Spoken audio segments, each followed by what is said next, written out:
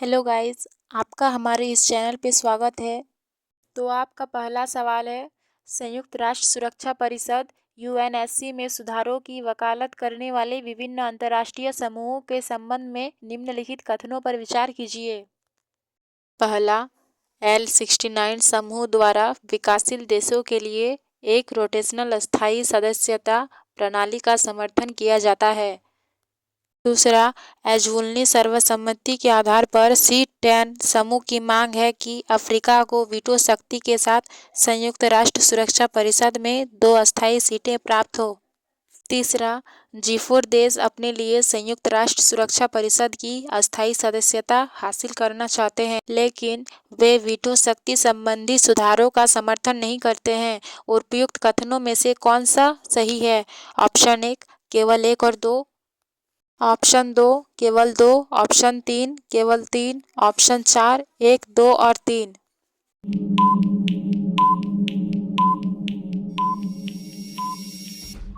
आपका सही उत्तर है ऑप्शन 2 केवल 2। आइए इसकी व्याख्या करते हैं। L69 समूह वर्तमान वैश्विक वास्तविकताओं को प्रतिबिंबित करने तथा जवाबदेही और प्रतिनिधित्व को बढ़ाने के क्रम में संयुक्त राष्ट्र सुरक्षा परिषद की अस्थायी एवं अस्थायी सदस्यता के विस्तार पर केंद्रित है, लेकिन इसके द्वारा विशेष रूप से रोटेशनल अस्थायी सदस्यता प्रणाली पर बल नहीं दिया जाता है। अतः कथन 1 सही नहीं है। C10 के समर्थन वाली एजवुल्नी सर्वसम्मति का उद्देश्य अफ्रीका को वीटो शक्ति के साथ 2 अस्थायी सीटें और 5 गैर अस्थायी सीटें प्रदान करके संयुक्त राष्ट्र सुरक्षा परिषद में सुधार करना है, जिसका उद्देश्य संयुक्त राष्ट्र सुरक्षा परिषद में बेहतर प्रतिनिधित्व के साथ लोकतांत्रिक मूल्यों को सुनिश्चित करना है। अतः कथन 2 सही है। G4 देश संयुक्त राष्ट्र सुरक्षा परिषद की अस्थायी सदस्यता की मांग के साथ साथ वीटो पावर से संबंधित सुधारों का समर्थन करते हैं। ये सदस्यता तथा वीटो उपयोग दोनों में सुधार के साथ अधिक न्यायसंगत यूएनएससी की वकालत करते हैं। अतः कथन 3 सही नहीं है।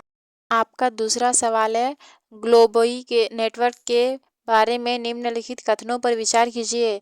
पहला, ग्लोबोई नेटवर्क की स्थापना वर्ष 2021 में भ्रष्टाचार के खिलाफ संयुक्त राष्ट्र महासभा के विशेष सम्मेलन के दौरान G20 पहल के तहत की गई थी।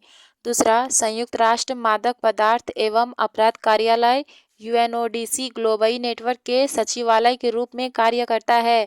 तीसरा, विदेश मंत्रालय MEA ग्लोबोई नेटवर्क के समन्वय हेतु भारत का केंद्रित प्राधिकरण है।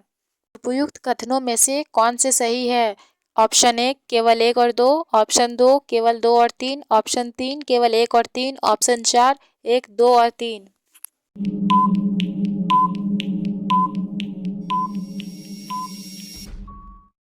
आपका सही उत्तर है ऑप्शन 1 केवल 1 और 2। आइए इसकी व्याख्या करते हैं। ग्लोबोई नेटवर्क की स्थापना वर्ष 2021 में भ्रष्टाचार के खिलाफ संयुक्त राष्ट्र महासभा के विशेष सम्मेलन के दौरान की गई थी और इसे वर्ष 2020 से भारत के प्रबल समर्थन के साथ G20 पहल के तहत शुरू किया गया था। अतः कथन 1 सही है। संयुक्त राष्ट्र ड्रग्स और अपराध कार्यालय UNODC ग्लोबोई नेटवर्क के सचिवालय के रूप में कार्य करने के साथ अपने सदस्यों को आवश्यक सहायता प्रदान करता है। अतः कथन 2 सही है। भारत में ग्लोबोई नेटवर्क के समन्वय के लिए विदेश मंत्रालय नहीं बल्कि गृह मंत्रालय MHA जिम्मेदार केंद्रीय प्राधिकरण है। CBI और प्रवर्तन निदेशालय ED इसके सदस्य हैं। अतः कथन 3 सही नहीं है। आपका तीसरा सवाल है, केंद्रीय अन्वेषण ब्यूरो CBI से संबंधित निम्नलिखित कथनों पर विचार कीजिए। पहला, यह एक संवैधानिक निकाय है। दूसरा, इसकी स्थापना की सिफारिश वो हरा समिति ने की थी। तीसरा, यदि सामान्य सहमति रद्द कर दी जाती है तो CBI को प्रत्येक जांच के लिए संबंधित राज्य सरकार से विशिष्ट सहमति प्राप्त करनी होती है। उपयुक्त कथनों में से कितने सही हैं? ऑप्शन 1 केवल 1, ऑप्शन 2 केवल 2, ऑप्शन 3 सभी 3, ऑप्शन 4 इनमें से कोई नहीं।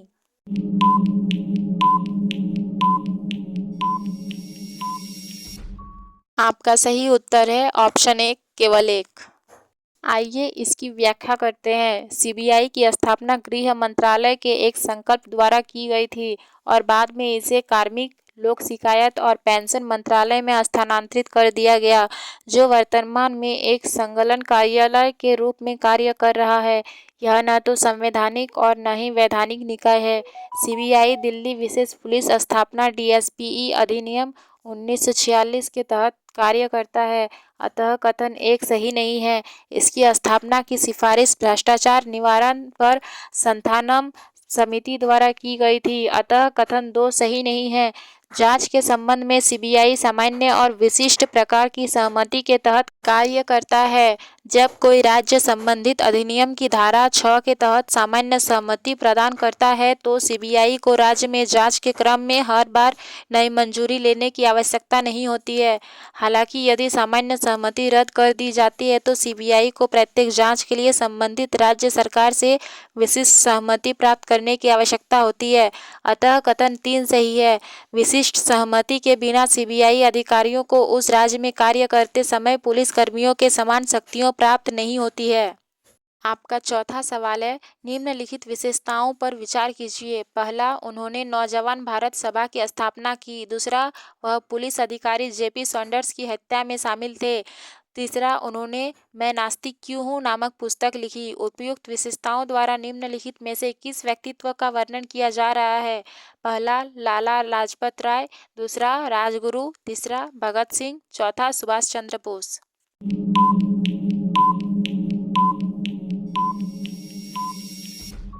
आपका सही उत्तर है भगत सिंह। आइए इसकी व्याख्या करते हैं। भगत सिंह का जन्म 28 सितंबर 1907 को बंगा पंजाब ब्रिटिश भारत अब पाकिस्तान में हुआ था।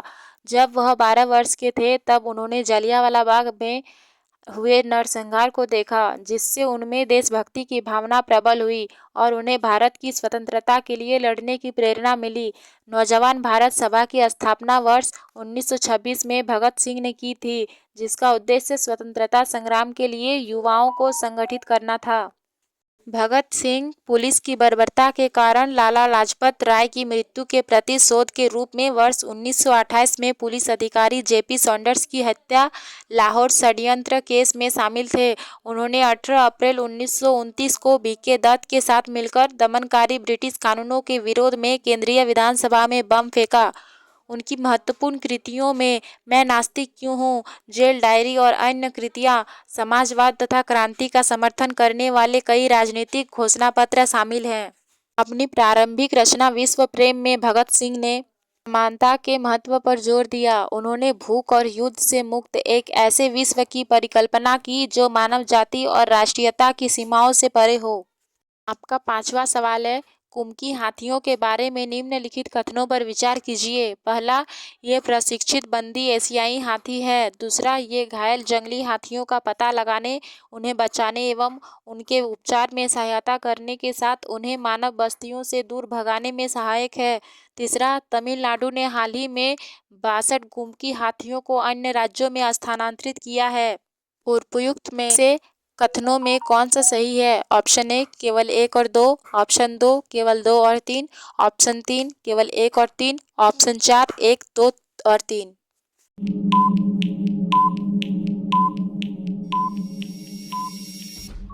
आपका सही उत्तर है ऑप्शन ए केवल 1 और 2। आइए इसकी व्याख्या करते हैं। कुमकी शब्द का प्रयोग भारत में प्रशिक्षित बंदी एशियाई हाथियों को संदर्भित करने के लिए किया जाता है, अतः कथन एक सही है। ये घायल जंगली हाथियों का पता लगाने, उन्हें बचाने एवं उनके उपचार में सहायता करने के साथ उन्हें मानव बस्तियों से दूर भगाने में सहायक है, अतः कथन 2 सही है। कुछ हाथियों को आदेशों का पालन करने तथा अन्य हाथियों को प्रशिक्षित करने में सहायता करने के लिए प्रशिक्षित किया जाता है। ये संरक्षण पहलों का समर्थन करने के क्रम में वन गश्ती में भाग लेते हैं। कर्नाटक से 62 कुमकी हाथियों को उत्तर प्रदेश, छत्तीसगढ़, महाराष्ट्र और अन्य राज्यों में स्थानांतरित किया गया है, अतः कथन 3 सही नहीं है। तो गाइज, डेली ऐसे करंट अफेयर्स टेस्ट के लिए हमारे इस चैनल को सब्सक्राइब करें और अपने दोस्तों को शेयर करें ताकि वो भी इस करंट अफेयर्स का टेस्ट दे सके।